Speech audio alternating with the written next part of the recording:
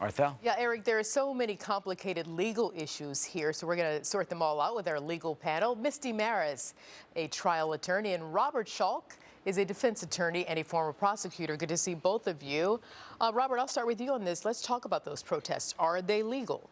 The protest itself that led to the march over the weekend were legal. But now that you're talking about the Bundys and these militia, armed militia, they won't say what kind of weapons they have, but admitting that they have weapons in a government building where they've gone in there, they broke in because they didn't have keys, and now they're staying there. So they're facing the prospect of a 2B2.3 federal trespass or burglary violation.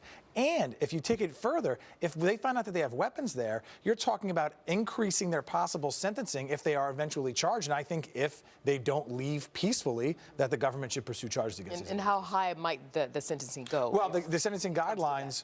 Right, the sentencing guidelines, depending on, in the federal system, depend on someone's criminal history, the type of offense that they're charged with, whether they had a weapon. So you're talking years in prison, which could be the possible sentence for these people. Misty? Oh, absolutely. Well, I think I'm going to take it a step further and say you have this militia that's calling people with arms, basically threatening the police, threatening government agencies that are coming in to break them, take them out of there when they're trespassing. I think we could even be seeing a domestic terrorism type charge come our way if this erupts in violence. Absolutely. And how serious is that charge? That is a very serious charge. That could be federal sentencing, and which would increase these sentences significantly. So what Misty is talking about, as you know, that Ammon Bundy, he posted on his Facebook, he says, "All patriots, it's time to stand up, not stand down. We need your help. Come prepared."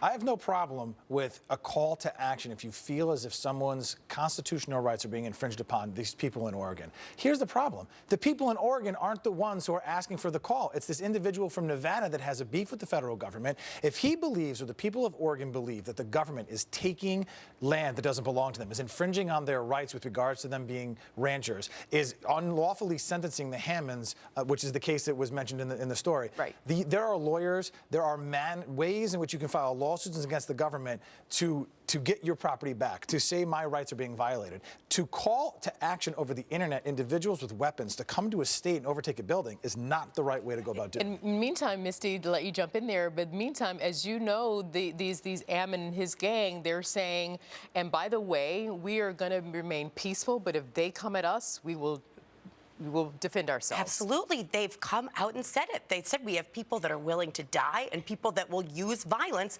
if the police come in. And in this situation, the police have no choice but to come in. They're illegally trespassing. And that's why this is not a peaceful protest like the ones that are valid and great and part of our democratic system. This is not peaceful. This is calling to action, weapons and violence against officials. So, Robert, I mean, again, what happens if it comes to this where those protesters, the militia, they're armed, and if the police come after them, they say, well, they're going to act in self-defense. Would that be considered self-defense? No, in my opinion, because they're going to be given the opportunity to peacefully leave or to work out some sort of arrangement where they vacate the premises and they're allowed to protest elsewhere, where it's not in their First Amendment right to assembly, where they can go and have their protest. But to do so where you're infringing on the opportunity for this government building to do its job every single day, for people to come to work and operate, if they start violence with the police, the charges against them are only going to be ratcheted up. You're talking about federal domestic terrorism charges can carry life in prison or the death penalty. And you can't be under the veil of protest and break the law. Misty Maris, Robert Schalk, good to see both of you. Thank you so much. Thanks, Arthel. Of course. Eric?